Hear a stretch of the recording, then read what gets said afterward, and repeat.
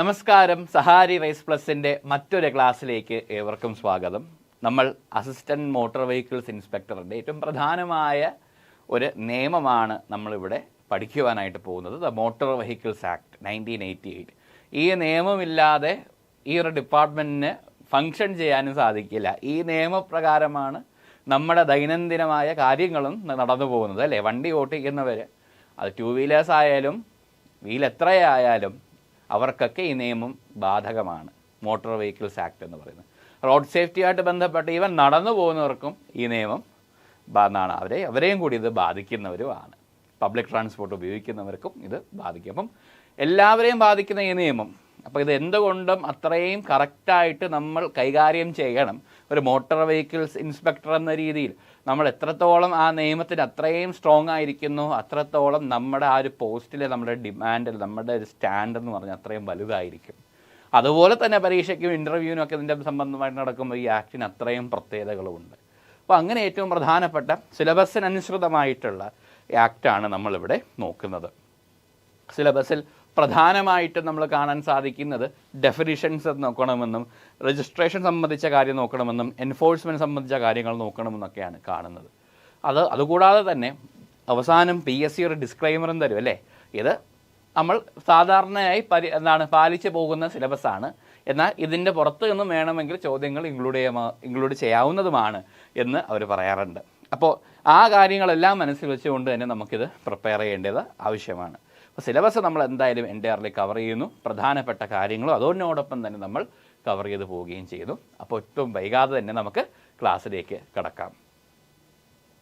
The motor vehicles act 1988, the act number 59 of 1988. എന്താണ് 14 October 1988 എന്ന് പറയുന്നത്? ഗസറ്റിൽ പബ്ലിഷ് ചെയ്ത ദിവസമാണ് 14 ഒക്ടോബർ 1988 എന്ന് പറയുന്നത്. അപ്പോൾ ആക്ടിൻ്റെ പേര് കറക്റ്റായിട്ട് നോക്കുക, ദ മോട്ടോർ വെഹിക്കിൾസ് ആക്ട് എന്നുണ്ട്.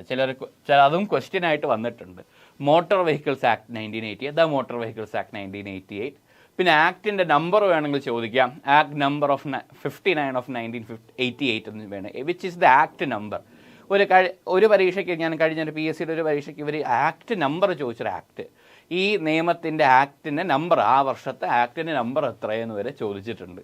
അപ്പോൾ അതും നമ്മൾ ശ്രദ്ധിക്കാൻ വേണ്ടിയാണ് പറഞ്ഞത്. മോട്ടോർ വെഹിക്കിൾസ് ആക്ട് 1988 അല്ല, ആക്ട് നമ്പർ എന്ന് പറയുന്നത് 59 ഓഫ് 1988, ഗസറ്റിൽ പബ്ലിഷ് ചെയ്തത് 14 ഒക്ടോബർ 1988. ഏറ്റവും പ്രധാനമായിട്ട് നമ്മൾ ശ്രദ്ധിക്കേണ്ടതാണ്. 14 ഒക്ടോബർ 1988 ഗസറ്റിൽ പബ്ലിഷ് ചെയ്തത്. അപ്പോൾ എങ്ങനെയാണ് ഗസറ്റിൽ പബ്ലിഷ് ചെയ്യുന്നത്? ഗസറ്റിൽ പബ്ലിഷ് ചെയ്യണമെങ്കിൽ എന്ത് ചെയ്യണം? ആദ്യം പാർലമെൻറ്റ് അത് പാസ്സാക്കണം, അല്ലേ? ബില്ല് പാസ്സാകുമ്പോൾ അത് ആക്റ്റ് ആകുന്നു. ആക്റ്റ് ആയാൽ അടുത്ത നടപടി എന്താ? രാഷ്ട്രപതി അതിൽ ഒപ്പുവയ്ക്കണം. രാഷ്ട്രപതി ഒപ്പുവെച്ചാൽ നിയമം പ്രാബല്യത്തിൽ വരുമോ? ഇല്ല. അത് ഗസറ്റിലും കൂടി പബ്ലിഷ് ചെയ്താൽ മാത്രമേ ആ നിയമത്തിൻ്റെ സാധുത ഒന്ന് ഊട്ടിയുറപ്പിക്കാനായിട്ട് സാധിക്കുകയുള്ളൂ. അപ്പോൾ അങ്ങനെയാണ് ഗസറ്റ് പബ്ലിക്കേഷനാണ് 14 ഒക്ടോബർ 1988. പക്ഷേ ഇത് പ്രാബല്യത്തിൽ വരുന്ന ഡേറ്റുകൾ വ്യത്യാസമുണ്ടാകാം. ഇപ്പോൾ ഗസറ്റിൽ പബ്ലിഷ് ചെയ്യുന്ന ഡേറ്റ് തന്നെ വേണമെങ്കിൽ പ്രാബല്യത്തിൽ വരുന്ന ഡേറ്റ് ആകാം. അല്ല, അതിനകത്ത് വേറെ ഡേറ്റ്, ഏത് ഡേറ്റാണോ നിയമത്തിനകത്ത് പറയുന്ന ആ ഡേറ്റിനായിരിക്കും പിന്നെ പ്രാബല്യത്തിലും വരിക. അപ്പോൾ അതിൽ വ്യത്യാസം ഉണ്ടാകും. അപ്പോൾ ഗസറ്റ് പബ്ലിക്കേഷൻ ഡേറ്റ് 14 ഒക്ടോബർ 1988 ഗസറ്റിൽ പബ്ലിഷ് ചെയ്തത്. സോ ഈ ആക്ടിൻ്റെ പ്രധാനപ്പെട്ട ഒബ്ജക്റ്റീവാണ്. പിന്നെ ആക്ടിൽ നമ്മൾ ബെയർ ആക്ട് എന്ന് പറയും. നമ്മൾ ഈ ആക്റ്റൊക്കെ കിട്ടുന്ന പുസ്തകങ്ങളുണ്ട്, അല്ലേ? Motor vehicles act. അപ്പോൾ ഒബ്ജക്റ്റീവിൽ നമ്മൾ ബെയർ ആക്ട് നോക്കുമ്പോൾ an act to consolidate and amend the law relating to motor vehicles.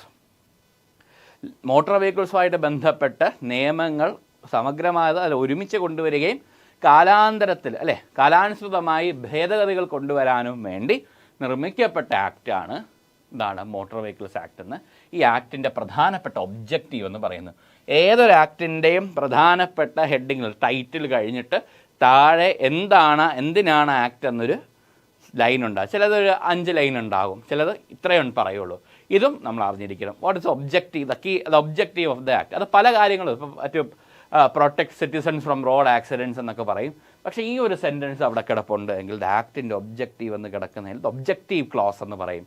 അപ്പോൾ അതിന് act to consolidate and amend the law relating to motor vehicles എന്നാണ് പറയുന്നത്. അപ്പോൾ ഈ ആക്ട് ഏത് തരം ലെജിസ്ലേഷനാണ്? പലതരം ലെജിസ്ലേഷനാണ്, പലതരം നിയമനിർമ്മാണങ്ങൾ നടക്കുന്നുണ്ട്. ഒന്ന് ഉദാഹരണത്തിന് tax legislation, taxational legislation, tax collect ചെയ്യാനായിട്ട്. പീനൽ ലെജിസ്ലേഷൻ, ഒരാൾ ശിക്ഷാ നടപടികളെ പറ്റി പറയും. ഇപ്പോൾ ഇന്ത്യൻ പീനൽ കോഡ്, ഭാരതീയ ന്യായ സംഹിത, ഭാരതീയ നാഗരിക് സുരക്ഷാ സംഹിത തുടങ്ങിയതൊക്കെ പീനൽ ലെജിസ്ലേഷനാണ്. എന്നാൽ സാമൂഹിക ക്ഷേമം അല്ലെങ്കിൽ ഒരു ബെനിഫിഷ്യലായ ക്ഷേമകരമായിട്ടുള്ള ലെജിസ്ലേഷൻ എന്ന് ഇപ്പം എന്താണ്, welfare workers act, minimum wages act അല്ലേ. അപ്പം അതൊക്കെ എന്താണ്, വെൽഫെയർ ലെജിസ്ലേഷൻസ് ആണ്. കൺസ്യൂമർ പ്രൊട്ടക്ഷൻ ആക്ട് അല്ലേ.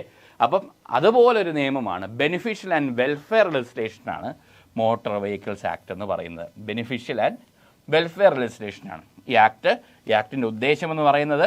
എനാക്റ്റഡ്, എന്തിനാണ് എനാക്ട് ചെയ്തത്? To consolidate and amend the law relating to motor vehicles.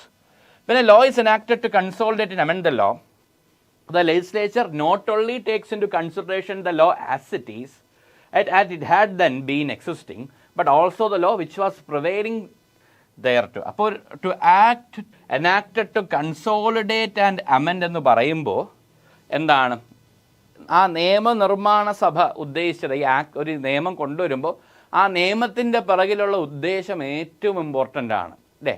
അപ്പം അതിനകത്ത് ഇവിടെ പറയുന്നത്, ഈ നിയമം പുതിയൊരു നിയമം കൊണ്ടുവരുമ്പോൾ ആ നിയമം ഇപ്പോഴെന്താണോ ഉദ്ദേശിക്കുന്നത് മാത്രമല്ല, മുൻപ് ഈ നിയമവുമായി ബന്ധപ്പെട്ട് എന്തൊക്കെ കാര്യങ്ങളുണ്ടോ അതെല്ലാം കൂടിയാണ് കൺസിഡർ ചെയ്താണ് ഈ നിയമം ഇപ്പോൾ നിലവിൽ വരുന്നത്. അപ്പം ഒരു നിയമം പുതുതായിട്ട് കൊണ്ടുവരുമ്പം ഈ നിയമത്തിന് ബദലായിട്ടോ ഈ നിയമത്തിൻ്റെ വേറൊരു രൂപമായിട്ട് മുമ്പ് എക്സിസ്റ്റ് ചെയ്തിട്ടുണ്ടോ, അത് എക്സിസ്റ്റ് ചെയ്യുന്നുണ്ടായിരുന്നോ, ആ കാര്യങ്ങളും കൂടി പരിഗണിച്ചായിരിക്കും ഈ പുതിയൊരു നിയമമായിട്ട് വരിക. അപ്പോൾ ലെജിസ്ലേറ്റീവ് ഇൻറ്റൻറ്റ് എന്ന് പറയും, നിയമം നിർമ്മിക്കുന്നതിൻ്റെ ഉദ്ദേശം നമ്മൾ മനസ്സിലാക്കണം. അപ്പോൾ ഏതൊരു നിയമം നിർമ്മിച്ചാലും അതിൻ്റെ പുറകെ ഒരു ഉദ്ദേശമുണ്ട്. ഉദാഹരണത്തിന് ഇപ്പോൾ ഒരാളെ വണ്ടി ഇടിക്കുകയാണ് എങ്കിൽ, ഇപ്പോൾ റാഷ് ആൻഡ് നെഗ്ലിജൻറ്റ് ഡ്രൈവിംഗ് എന്ന് നമ്മൾ പറയും അല്ലേ. അപ്പോൾ അങ്ങനെ ഒരാളെ വണ്ടി ഇടിച്ചു, നിയമം പറയുന്നത് എന്താ, ഒരാളെ വണ്ടി ഇടിച്ചിട്ടുണ്ടെങ്കിൽ വണ്ടി അവിടെ നിർത്തണം, തിരിഞ്ഞു നോക്കണം എന്താണ് സംഭവിച്ചത്, ആ നാളെ എന്താ സംഭവിച്ചത് നോക്കണമെന്നൊരു നിയമമുണ്ട്. അപ്പോൾ UK നടന്നൊരു കേസിന് ആസ്പദമായിട്ടാണ് ഈ സംഭവം. അപ്പം നിയമം നിർമ്മിച്ചവർ ഉദ്ദേശിച്ച് ഒരാളെ വണ്ടി ഇടിച്ചാൽ വണ്ടി നിർത്തണം. അത് ലിറ്ററൽ സെൻസിലെടുത്താൽ എന്താ, ഇപ്പം നമ്മൾ രാത്രി നല്ല സ്പീഡിൽ വണ്ടി ഓടിച്ച് പോവുകയാണ്, അപ്പോൾ ഒരാളങ്ങ് ഇടിച്ചിട്ടു. അപ്പം നമുക്ക് നിയമം അറിയാം, നമ്മൾ നിയമത്തിൽ പറയുന്ന ഒരാൾ ഇടിച്ചിട്ട വണ്ടി നിർത്തണം അല്ലേ. അപ്പം ഇയാൾ ഇടിച്ചിട്ട് നമ്മൾ എന്ത് ചെയ്തെന്ന് പറഞ്ഞാൽ, അവിടെ ഇടിച്ചിട്ട് വണ്ടി കുറച്ചുകൂടെ ഫ്രണ്ടിൽ പോയിട്ട് വണ്ടി അവിടെ നിർത്തി. വണ്ടി ഒരു 2 മിനിറ്റ് നിർത്തി, നമ്മൾ അതിനകത്ത് ഇങ്ങനെ ഇരുന്നു. എന്നോട് പറയും, വണ്ടി നിയമം പറയുന്ന വണ്ടി നിർത്തി, ഇനിയിപ്പോൾ കേസൊന്നും വരില്ല. വണ്ടി നിർത്തിയില്ല, നിയമം പറഞ്ഞാൽ ഞാൻ വണ്ടി നിർത്തി, അത്ര ഞാൻ സ്പീഡ് ഞാൻ റെക്കോർഡ് ചെയ്തിട്ടുണ്ട്, അപ്പോൾ അത്രയും ഞാൻ വണ്ടി നിർത്തിയിട്ടിരുന്നു. ഇത്രയും പറഞ്ഞ് നമ്മൾ വണ്ടി എടുത്തുകൊണ്ട് മുന്നോട്ട് പോവുകയാണ്. എന്തിനാണ് വണ്ടി നിർത്താനായി നിയമത്തിൽ പറഞ്ഞത്? വണ്ടി നിർത്തണമെന്ന് പറഞ്ഞാൽ, ഒരാൾ ഇടിച്ചാൽ വണ്ടി നിർത്തണം എന്ന് പറഞ്ഞാൽ ഇറങ്ങിച്ചെന്ന് ആ കാഷ്വാലിറ്റി അതിനെ അറ്റൻഡ് ചെയ്യണം, അവരെ എന്താണ് മെഡിക്കൽ എമർജൻസി ഉണ്ടെങ്കിൽ അതിനെ സഹായിക്കണം, അവിടെ അങ്ങ് പോകാൻ പാടില്ല, ഇട്ടിട്ട് പോകാൻ പാടില്ല, അവിടെ വേണ്ട സഹായം ചെയ്യണം. കേസ് വരും, അത് ആക്സിഡൻ്റലി സംഭവിച്ചതാണ്, പക്ഷെ എന്നാലും നമ്മൾ വണ്ടി നിർത്തില്ല, അതിൻ്റെ അപ്പുറത്തെ കേസാവും. വണ്ടി നിർത്തി എന്ന കാഷ്വാലിറ്റി ഉണ്ടോ, എന്തെങ്കിലും ഹെൽപ്പ് വേണോ, എമർജൻസി കൊടുത്താൽ രക്ഷപ്പെടുമോ, ഈ കാര്യങ്ങളൊക്കെ നോക്കാനാണ് ആ നിയമത്തിന് അങ്ങനെ പറഞ്ഞത്. വണ്ടി നിർത്തണം, തിരിഞ്ഞു നോക്കണം. അപ്പോൾ അവൾ വണ്ടി നിർത്തി, നിയമത്തിൻ്റെ വണ്ടി നിർത്താൻ പറഞ്ഞു, നമ്മൾ വണ്ടി നിർത്തി. അതല്ല, നിയമം നിർമ്മിച്ചവരുടെ ഉദ്ദേശം എന്താണ്? വണ്ടി നിർത്തണം എന്ന് പറഞ്ഞാൽ കാഷ്വാലിറ്റി അറ്റൻഡ് ചെയ്യണമെന്നാണ്. അപ്പോൾ അത് തന്നെ ഈ നിയമം കൊണ്ടുവരുമ്പോൾ തന്നെ, പുതിയതായിട്ട് നമ്മുടെ നിയമങ്ങൾ കൊണ്ടുവരുമ്പോൾ അതിൻ്റെ നിയമത്തിൻ്റെ ഉദ്ദേശം ഈ രീതിയിൽ മനസ്സിലാക്കുന്നതും, അത് എന്താണ് അതിൻ്റെ ലക്ഷ്യം ഇതാണ് എന്ന് മനസ്സിലാക്കിക്കൊണ്ടും മുമ്പുണ്ടായിരുന്ന നിയമങ്ങളെയും കൂടി പരിഗണിച്ചാണ് ഈ consolidate and amend the law relating to motor vehicles എന്നിവിടെ ഉദ്ദേശിക്കുന്നത്.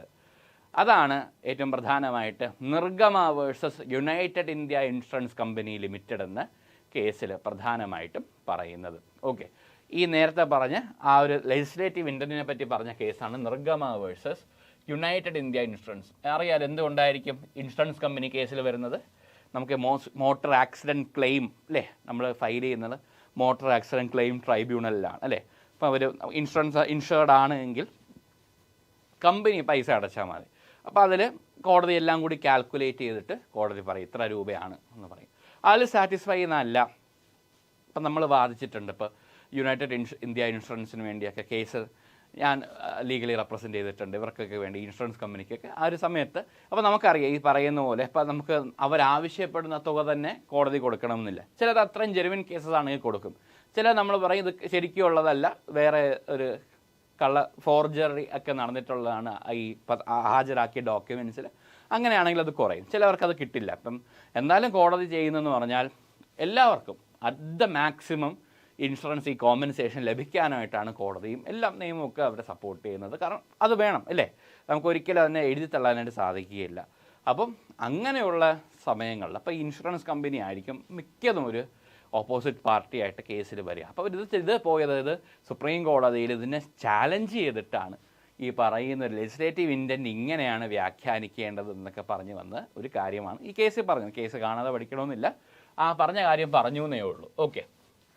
പിന്നെ പ്രധാനം എന്ന് പറഞ്ഞാൽ ഈ നിയമത്തിൽ ഇപ്പം ഒരു കണ്ടുവരുന്ന ട്രെൻഡ് എന്ന് പറഞ്ഞാൽ കേസ് ലോ ഒക്കെ ചോദിക്കുന്നുണ്ട്. ഇപ്പം നമ്മൾ കേസ് ലോ സിലബസിൽ എടുത്ത് പറയുന്നില്ല. ഇപ്പം സ്റ്റേറ്റ് ടാക്സ് ഓഫീസറിൻ്റെ ഒക്കെ നമ്മൾ ഇടയ്ക്ക് നോക്കുന്ന സമയത്ത് ഈ പറയുന്ന നിയമം ആക്റ്റൊക്കെ മാത്രമേ കൊടുത്തിട്ടുള്ളൂ, കേസ് ലോ ഒന്നും പ്രത്യേകം എടുത്ത് പറയില്ല. പക്ഷേ PSC പരീക്ഷ വന്നപ്പോൾ സംഭവിച്ചത് അതിനകത്ത് കേസ് ലോ ഒക്കെ എടുത്ത് ചോദിക്കുന്നുണ്ട്. അപ്പോൾ പ്രധാനപ്പെട്ട കേസിൽ ഇതെന്ത് കാര്യമായിട്ടാണ് റിലേറ്റ് ചെയ്തിരിക്കുന്നത് എന്നൊക്കെ ചോദിക്കാറുണ്ട്. അപ്പം നമ്മൾ അതിൽ റിസ്ക് എടുക്കുന്നില്ല, ഇതും ഇൻക്ലൂഡ് ചെയ്തൊന്നുമല്ല, നമുക്ക് സമയം പോലെ അത് നോക്കിക്കോളുക എന്ന കാര്യത്തിന് വേണ്ടി മാത്രമാണ്. ഓക്കെ.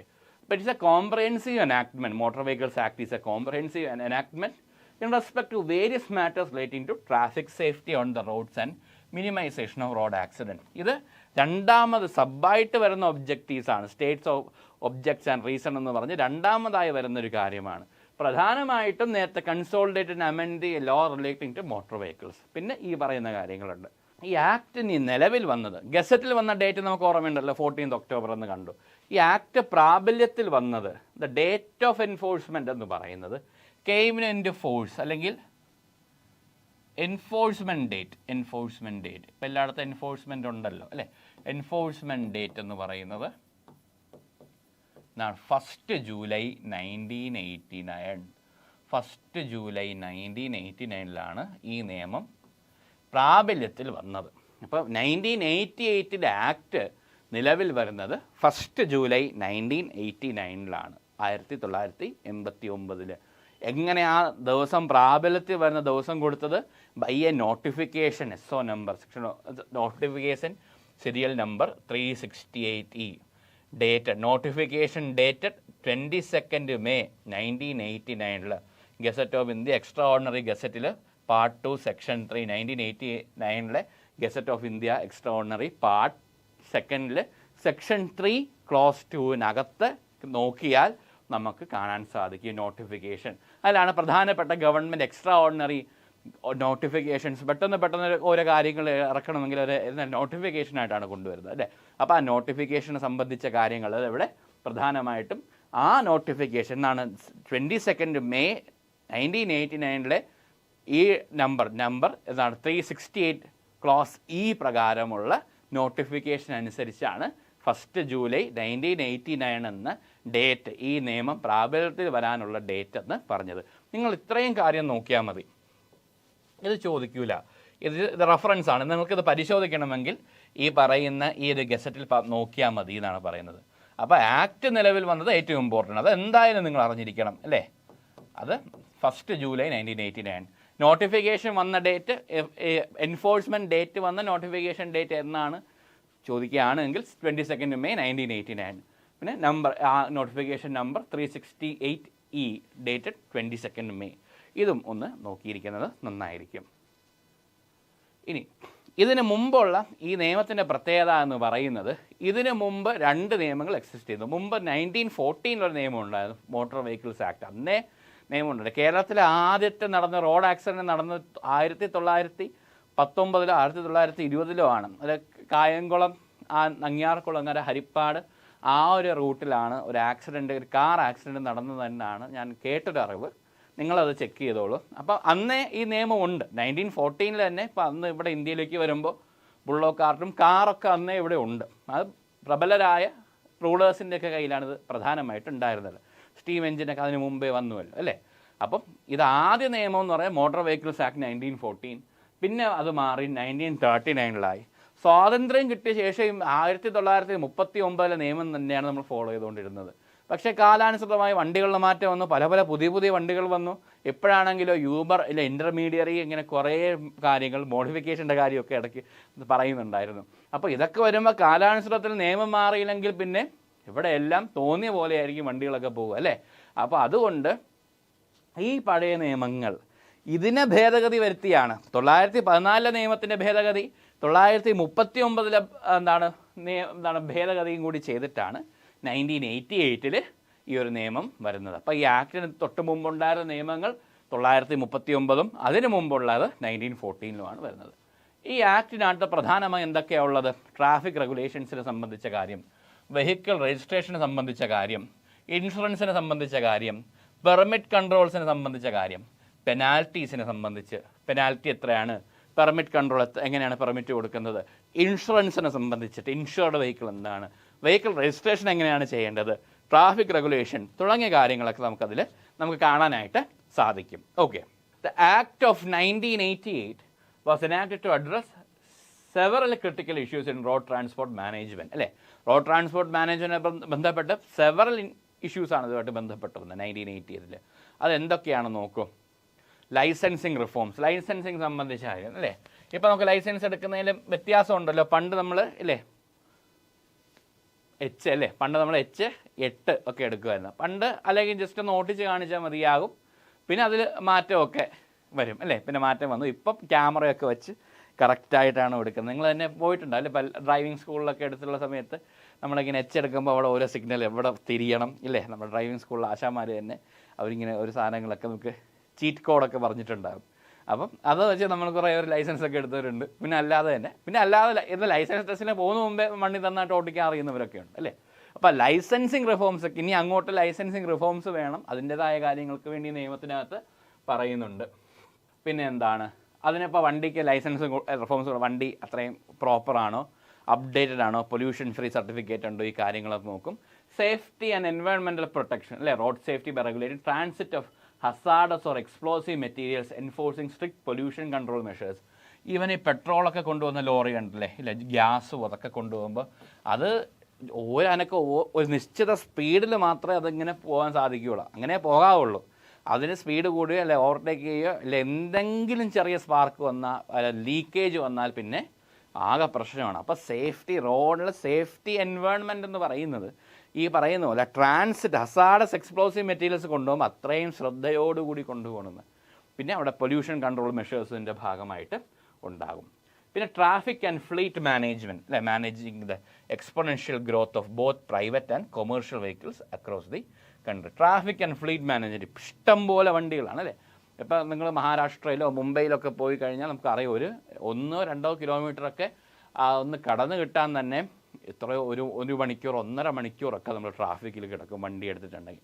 അപ്പോൾ അവിടെ അവർ കൂടുതൽ പ്രിഫർ ചെയ്യുന്ന പബ്ലിക് ട്രാൻസ്പോർട്ട്, യൂബർ അങ്ങനെ കുറേ കാര്യങ്ങളാണ്. സ്വന്തമായ വണ്ടികളുണ്ട്, പക്ഷേ ഈ പറയുന്ന ട്രാഫിക് ഇത്തിരി കൂടുതലാണ്. ഇവിടെയും നമുക്ക് കേരളത്തിൽ അത്രയും കൂടി വരുന്നുണ്ട്, വണ്ടികളുടെ എണ്ണം കൂടുന്നു. അതേപോലെ തന്നെ അല്ലേ, ഇപ്പോൾ നമ്മൾ ഒരാളാണെങ്കിൽ കൂടിയും വീട്ടിൽ തന്നെ 2-3 കാറുള്ളവരുണ്ട് അല്ലേ. അപ്പോൾ ഓരോരുത്തരും ഓരോ ആവശ്യത്തിന് അവരുടെ കാർ എടുത്തുകൊണ്ട് പോകുന്നത്.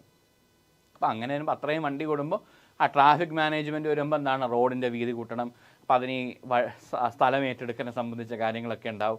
അപ്പോൾ അതുമായിട്ട് ബന്ധപ്പെട്ട് അതിനൊക്കെ അഡ്ജസ്റ്റ് ചെയ്തൊക്കെ ബാലൻസ് ചെയ്തൊക്കെ കൊണ്ടുപോകാനായിട്ട് സാധിക്കണം. അപ്പോൾ ഇതും ഈ ആക്ടിൻ്റെ പ്രധാനമായ കാര്യങ്ങൾ കൺസിഡർ ചെയ്ത പ്രധാനമായ കാര്യങ്ങളാണ്.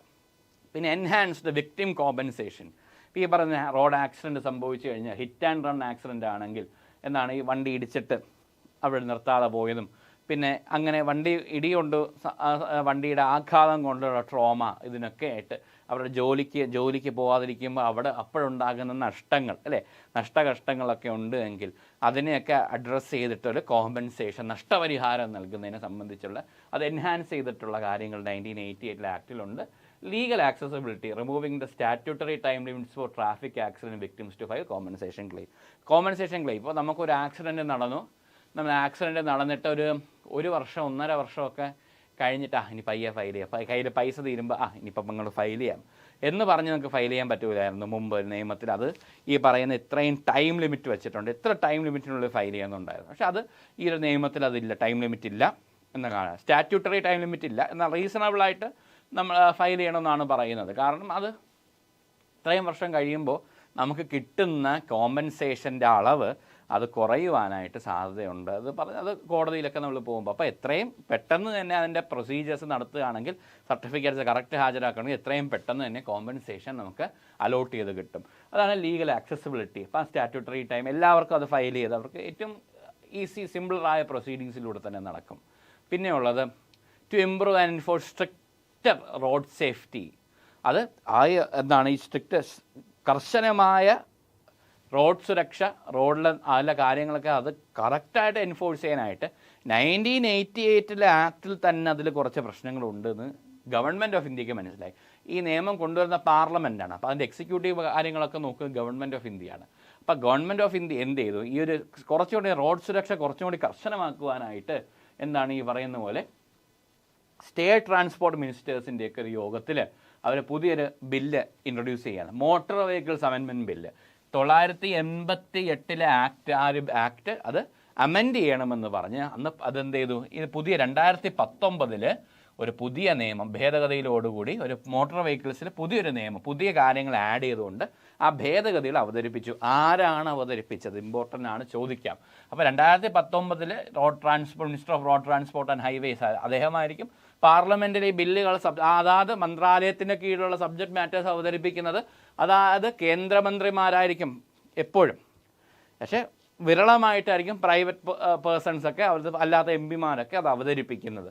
അപ്പോൾ ഇവിടെ നോക്കും, പാർലമെൻറ്റിൽ ഈ 2019 ഈ മോട്ടോർ വെഹിക്കിൾസ് ആക്ടിൽ ഭേദഗതികൾ വേണമെന്ന് പറഞ്ഞ് പാർലമെൻറ്റിൽ അത് അവതരിപ്പിച്ചു. ആരാണ് അവതരിപ്പിച്ചത്?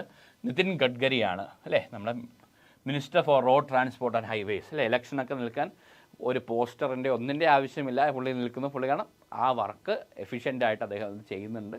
അതിനെല്ലാ സ്റ്റേറ്റ് ഗവൺമെൻറ്റ്സിലും രാജ്യത്തും എമ്പാടുമായിട്ടുള്ള ആ വർക്ക് എഫിഷ്യൻസി അവിടെ നടക്കുന്നുണ്ട്. പുള്ളിയാണ് 2019 ഈ ബില്ല് പാർലമെൻറ്റിൽ അവതരിപ്പിക്കുന്നത്.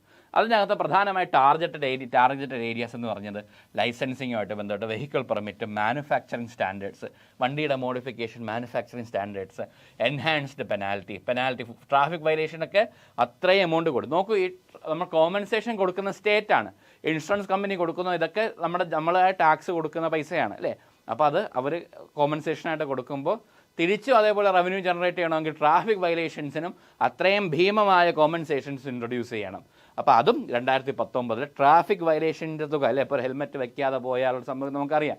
അപ്പം ക്യാമറ കൂടി ഒരു സമയത്തുണ്ടായിരുന്നു. ഇപ്പോൾ എവിടെയൊക്കെ ആക്റ്റീവ് ആണെന്ന് അറിയില്ല. നമ്മുടെ സമയം ഇല്ലേ, നമ്മുടെ സമയദോഷം പോലെയൊക്കെ ഇരിക്കും. അപ്പോൾ അങ്ങനെയാണെങ്കിൽ നമ്മൾ എവിടെയെങ്കിലും പോയോ തലയിൽ കുറേ ട്രാഫിക് ലൈറ്റ് ക്യാമറ കടന്നു പോകണമെങ്കിൽ അത്രയും പെറ്റി നമുക്ക് വരാറുണ്ട് അല്ലേ. അപ്പം എൻഹാൻസ്ഡ് പെനാൽറ്റീസാണ് ഇത് ട്രാഫിക് നിയമങ്ങൾ ലംഘിക്കുകയാണെങ്കിൽ ഈ രീതിയിലൊക്കെ അഡ്രസ്സ് ചെയ്യപ്പെടുമെന്ന് പറയുന്നത്. അപ്പോൾ licensing, vehicle permit, manufacturing standards, enhanced penalties for traffic violations, ഇത് ഏറ്റവും പ്രധാനപ്പെട്ട കാര്യങ്ങളാണ് 2019 നിയമ ഭേദഗതിയിലൂടെ വരുന്നത്.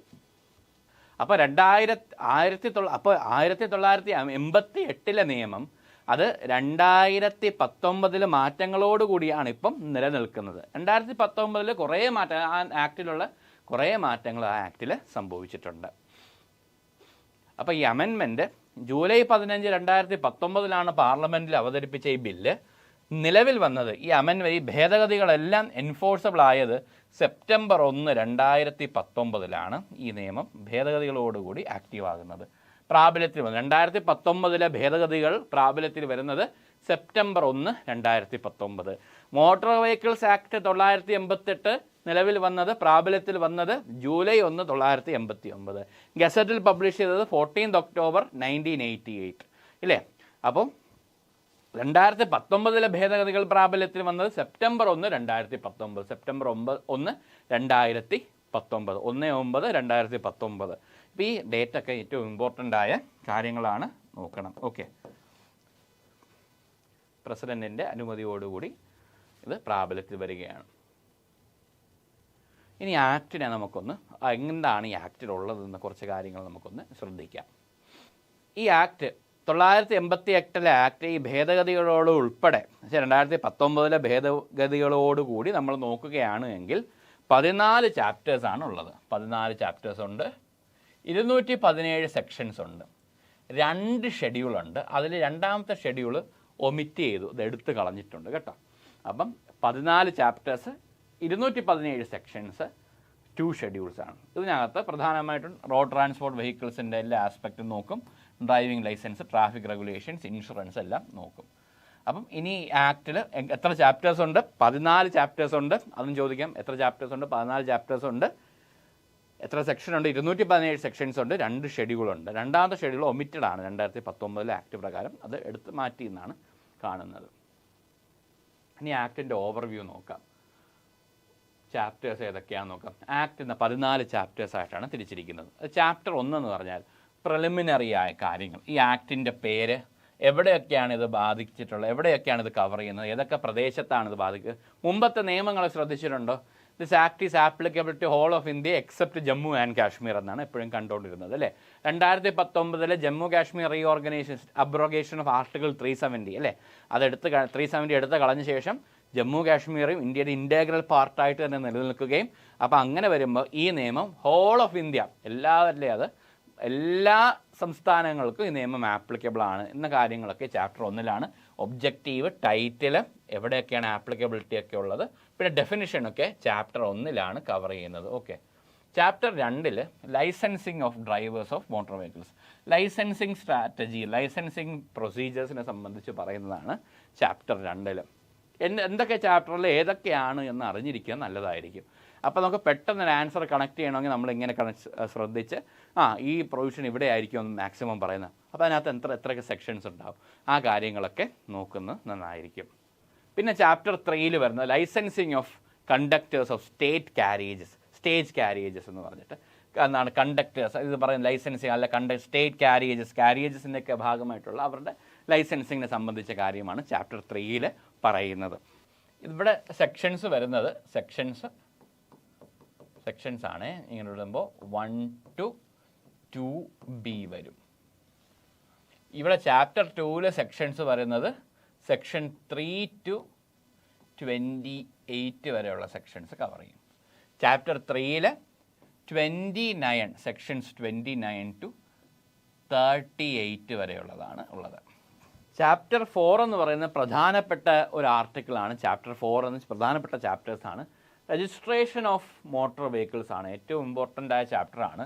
അത് സെക്ഷൻ 39 to 65 ആണ്. ഇതിൽ നിന്ന് നമ്മുടെ സിലബസിൽ കുറച്ച് സെക്ഷൻസ് എടുത്ത് പറയുന്നുണ്ട്. ചാപ്റ്റർ 4 രജിസ്ട്രേഷൻ ഓഫ് മോട്ടോർ വെഹിക്കിളിനെ സംബന്ധിച്ചിട്ടുള്ള കാര്യമാണ് സെക്ഷൻ 39 to 65 എന്ന് പറയുന്നത്. പിന്നെ ചാപ്റ്റർ 5 വരുന്നത് കൺട്രോൾ ഓഫ് ട്രാൻസ്പോർട്ട് വെഹിക്കിൾസ് ആണ്. ട്രാൻസ്പോർട്ട് വെഹിക്കിൾസ് എങ്ങനെയാണ് അതിൻ്റെ ഒരു മാനേജ്മെൻറ്റും എങ്ങനെയാണ് റെഗുലേറ്റ് ചെയ്തിരിക്കുന്നത്, ആ കാര്യങ്ങളാണ് ചാപ്റ്റർ 5 ഉള്ളത്. ഈ ചാപ്റ്റർ 5 സെക്ഷൻസ് വരുന്നത് 66 to 96 ആണ്. 66 to 96 വരെ ചാപ്റ്റർ 5 സെക്ഷൻസ് കവർ ചെയ്യുന്നത്. ചാപ്റ്റർ 5 66 to 96 സെക്ഷൻസ് ആണ് അതിനകത്ത് ഉള്ളത്. Chapter 6 special provisions relating to state transport undertakings, സംസ്ഥാനത്തെ ഈ ട്രാൻസ്പോർട്ട് KSRTC, നമ്മുടെ കേരള സ്റ്റേറ്റ് RTC പോലെ, കർണാടക സ്റ്റേറ്റ് റോഡ് ട്രാൻസ്പോർട്ട് പോലെ, അങ്ങനെ അതുമായിട്ട് ബന്ധപ്പെട്ട സ്പെഷ്യൽ പ്രൊവിഷൻസ് സംബന്ധിച്ച് പറയുന്നതാണ് ചാപ്റ്റർ 6. അത് 97 to സെക്ഷൻ 97 to 108 വരെയുള്ള സെക്ഷൻസാണ് ഇതിനെപ്പറ്റി പ്രതിപാദിക്കുന്നത്. ചാപ്റ്റർ 7 വരുന്നത് construction, equipments, maintenance of motor vehicles ആണ് ചാപ്റ്റർ 7 വരുന്നത്. ആ ചാപ്റ്ററിനെ പറ്റി ഇതിനകത്ത് പറയുന്ന മോട്ടോർ വെഹിക്കിൾസ് ക്രിയേറ്റ് ചെയ്യുന്ന മെയിൻ്റനൻസ് എങ്ങനെ, എക്യുപ്മെൻറ്റ്സ് എന്തൊക്കെ ഉപയോഗിക്കണം, കൺസ്ട്രക്ഷൻ എങ്ങനെയായിരിക്കണം എന്നൊക്കെ പറ്റി പറയുന്നത്. അത് എനിക്ക് തോന്നുന്നു അത് 109 to 111 ഇത്രയും സെക്ഷൻസാണ് ചാപ്റ്റർ 7 കവർ ചെയ്യുന്നത്. ഓക്കെ. അടുത്ത ചാപ്റ്റർ 8 കൺട്രോൾ ഓഫ് ട്രാഫിക് റെഗുലേഷൻസിനെ സംബന്ധിച്ച് കുറച്ച് വലിയൊരു ആക്റ്റാണ്, കുറച്ച് വലിയൊരു ചാപ്റ്ററാണ് ചാപ്റ്റർ 8 എന്ന് കൺട്രോൾ ഓഫ് ട്രാഫിക് എന്ന് പറയുന്നത്. അത് 112 എന്ന് പറയുന്നത് 112 to സെക്ഷൻ 112 to 138 വരെയുള്ള സെക്ഷൻസ് ട്രാഫിക് റെഗുലേഷനെ സംബന്ധിച്ചിട്ട് പറയുന്നു. പിന്നെ chapter 9 motor vehicles temporarily leaving or visiting India. ഇപ്പോൾ ഇന്ത്യയിൽ വരുന്ന ഇപ്പോൾ മോട്ടോർ വെഹിക്കിൾസ് അതുകൊണ്ട് ബന്ധപ്പെട്ട് ഇന്ത്യയിൽ നിന്ന് പുറത്ത് പോകുന്നതും ഇന്ത്യയിലേക്ക് ടെമ്പററി ആയിട്ട് വരുന്നതും പോകുന്നതും ചെയ്ത വണ്ടികൾ, അതിനെ സംബന്ധിച്ചിട്ടുള്ള കാര്യങ്ങൾ സെക്ഷൻ 139 മാത്രം, ഒറ്റ സെക്ഷനാണ് ഇതിനെ കവർ ചെയ്യുന്നത്. സെക്ഷൻ 139 പറയുന്നത്. പിന്നെ chapter 10 liability without fault in certain case. Liability ബാധ്യത വരും. വെച്ചാൽ ഒരു നമ്മൾ അറിഞ്ഞുകൊണ്ടല്ല, നമ്മുടെ ഭാഗത്തു നിന്ന് ഫോൾട്ടല്ല, പക്ഷേ അത് സംഭവിച്ചു. ഇപ്പം നെഗ്ലിജൻസ് എന്ന് പറയും, നമ്മൾ കോൺട്രിബ്യൂട്ട് ചെയ്യുന്നില്ല, നമ്മൾ അറിയാതെയാണ് അത് കാര്യം സംഭവിക്കുന്നത്.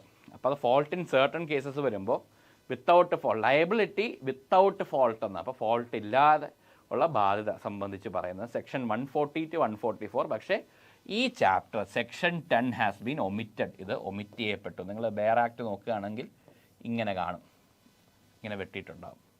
ഈ ചാപ്റ്റർ ഇപ്പോൾ നിലവിലില്ല എന്ന രീതിയിൽ ഒമിറ്റ് ചെയ്യപ്പെട്ടിട്ടുണ്ട്. പക്ഷേ അത് ആക്ട് പറയുന്നുണ്ട് ഒമിറ്റ് ചെയ്യപ്പെട്ടു എന്ന് പറഞ്ഞിട്ട് ചാപ്റ്റർ 10 ഇപ്പോൾ നിലവിൽ ഇല്ല. ചാപ്റ്റർ 11 പുതിയ ഒരു കൂടുതൽ സമഗ്രമായ 2019 ഭേദഗതികൾ കൂടുതൽ എവിഡൻ്റ് ആയിട്ട് വരുന്നത് insurance of motor vehicles against third party risk ആണ് ഏറ്റവും പ്രധാനമായിട്ട് ചാപ്റ്റർ 11 വരുന്നത്. അത് 145 സെക്ഷൻ 145 മുതൽ 164 ഏറ്റവും ഇമ്പോർട്ടൻ്റ് ആയ സെക്ഷൻസ് ആണ്. കേസ് നടത്തിപ്പിനെ സംബന്ധിച്ചിട്ട്, നമ്മൾ വക്കീലന്മാരെ സംബന്ധിച്ചിട്ട് ഏറ്റവും പ്രധാനപ്പെട്ട ഒരു സെക്ഷൻസാണ് ഈ പറയുന്നത്. അതായത് നമ്മൾ ഓരോ ആക്സിഡൻറ്റ് നടക്കുമ്പോൾ മോട്ടോർ വെഹിക്കിൾസ് ഇൻസ്പെക്ടറിൻ്റെയൊക്കെ റിപ്പോർട്ടൊക്കെ ഉണ്ട്. ഒന്ന് ഇൻഷുറൻസ് കമ്പനിയുടെ അവർ പോയി നോക്കും, ഇൻസ്പെക്ഷൻ നടത്തും. മോട്ടോർ വെഹിക്കിൾസ് ഇൻസ്പെക്ടർ ആ വണ്ടിയുടെ കാര്യങ്ങളൊക്കെ നോക്കും, വണ്ടിക്ക് എത്രയൊക്കെ കേടുപാടുകൾ സംഭവിച്ചു, അവരുടെ റിപ്പോർട്ടൊക്കെ വേണം ഇതിൻ്റെ ഭാഗമായിട്ട്. അപ്പോൾ അത് 164D എന്താണ് 164D വരെയാണ് ഈ ചാപ്റ്ററിലെ സെക്ഷൻസ് എന്ന് പറയും. ചാപ്റ്റർ 11. ചാപ്റ്റർ 12 ക്ലെയിം ട്രൈബ്യൂണൽസിനെ പറ്റിയാണ്. മോട്ടോർ ആക്സിഡൻറ്റ് ക്ലെയിം ട്രൈബ്യൂണലിൻ്റെ പ്രിസൈഡിങ് ഓഫീസർ ഒരു ജില്ലാ ജഡ്ജായിരിക്കും. അവിടെയാണ് ഈ മോട്ടോർ ആക്സിഡൻറ്റ് കേസസ് സംബന്ധിച്ചിട്ടുള്ള കേസുകളൊക്കെ ഹാൻഡിൽ ചെയ്യുന്നത്. അത് സെക്ഷൻ 165 to 176 വരെയാണ് നമുക്ക് കാണാൻ കഴിയുക. Section 165 to 176. ഓക്കെ, 165 to 176 ആണ് പ്രധാനമായിട്ടും കാണാൻ കഴിയുക. പിന്നെയുള്ളത് ചാപ്റ്റർ 13 ആണ്. ഒഫൻസ്, പെനാൽറ്റീസ് ആൻഡ് പ്രൊസീജിയേഴ്സ് ആണ് ചാപ്റ്റർ 13. ഇതുമായിട്ട് ബന്ധപ്പെട്ട് ട്രാഫിക് വയലേഷൻസ് എന്തൊക്കെയാണ് ഒഫൻസസ് ആയിട്ട്, പ്രധാനപ്പെട്ട ഒഫൻസ് എന്താണ്, എത്രയാണ് പെനാൽറ്റി ഫൈനായിട്ട് വരുന്നത്, അതിൻ്റെ നടപടിക്രമങ്ങൾ എന്തൊക്കെയാണെന്നാണ് ചാപ്റ്റർ 13 പറയുന്നത്. അതും കുറച്ച് വലിയ സെക്ഷനാണ്. 177 സെക്ഷൻ 177 to 210D വരെയാണ് ഇതിൽ സെക്ഷൻസ് ഉള്ളത്. ചാപ്റ്റർ 12 സെക്ഷൻ 177 to 210D വരെയാണുള്ളത്. ചാപ്റ്റർ 14 ലാസ്റ്റ് ചാപ്റ്റർ മിസ്സലേനിയസ് എന്നാണ് പറയുന്നത്. അതിൽ ബാക്കി വരുന്ന സെക്ഷൻസ് ആണ് 211 to 217A വരെയാണ് പ്രധാനപ്പെട്ട. മിച്ചം ബാക്കി മിസ്സലേനിയസ് ആയിട്ടുള്ള, അപ്പോൾ ഇതിലൊന്നും ഈ പ്രത്യേകം ചാപ്റ്റേഴ്സായിട്ട് തിരിക്കാതെ ജനറൽ ആയിട്ടുള്ള വേറെ കുറേ കാര്യങ്ങളൊക്കെ വരുന്നത് മിസ്സലേനിയസ് എന്ന് ഇല്ലേ, പലവക എന്ന് പറയുന്ന പോലെ പലവക ആയിട്ടുള്ള ഈ നിയമവുമായിട്ട് ബന്ധപ്പെട്ട കുറച്ച് കാര്യങ്ങൾ ഇതിൻ്റെ ചാപ്റ്റേഴ്സിൽ ഉൾക്കൊള്ളിക്കാൻ സാധിക്കാത്തതുമായിട്ട് കുറച്ച് കാര്യങ്ങളൊക്കെ ഈ ചാപ്റ്ററിൽ ഈ പറയുന്ന സെക്ഷൻസിലായിരിക്കും ഉണ്ടായിരിക്കുക. അങ്ങനെ 14 ചാപ്റ്റേഴ്സിൽ 217 സെക്ഷൻസാണ് പ്രധാനമായിട്ടും ഉള്ളത്. പിന്നെ പ്രധാനമായിട്ട് 2 ഷെഡ്യൂളുണ്ട് ഇതിൻ്റെ ഭാഗമായിട്ട്. അതിൽ പ്രധാനമായിട്ടും 2 ഷെഡ്യൂൾസാണ് ഇതിലുള്ളത്. അത് ഷെഡ്യൂൾ 1 ഷെഡ്യൂൾ 2 ആണ്. അതിൽ ഷെഡ്യൂൾ 2 എന്ന് പറയുന്നത് ഒമിറ്റ് ചെയ്യപ്പെട്ടിട്ടുണ്ട്. അത് 2019 ഭേദഗതിയിൽ ഷെഡ്യൂൾ 2 വരെ ഒമിറ്റ് ചെയ്യപ്പെട്ടത്. പിന്നെ മോട്ടോർ വെഹിക്കിൾസ് ഡ്രൈവിംഗ് റെഗുലേഷൻസ് 2017 ഉണ്ട്. അത് പ്രധാനമാണ്, അത് നമുക്ക് സിലബസിലുള്ളതാണ്. ആ ഒരു കാര്യം നമുക്ക് പഠിക്കാനുണ്ട്. അപ്പോൾ നമുക്ക് മനസ്സിലായിട്ടുണ്ടാവും എങ്ങനെയാണ് സെക്ഷൻസിൻ്റെ ഒരു തിരിവ് എങ്ങനെയൊക്കെയാണ് വന്നിരിക്കുന്നത്. നമുക്ക് ഒന്നും കൂടി വേണമെങ്കിൽ ഒന്ന് ക്ലാരിഫൈ ചെയ്യാം ഇല്ലേ, നമുക്കൊന്നും കൂടി ഒന്ന് നോട്ട് ചെയ്ത് പോവുകയാണ് എങ്കിൽ നോക്കൂ. ചാപ്റ്റർ 1 സെക്ഷൻ 1 to 28 വരുന്നു.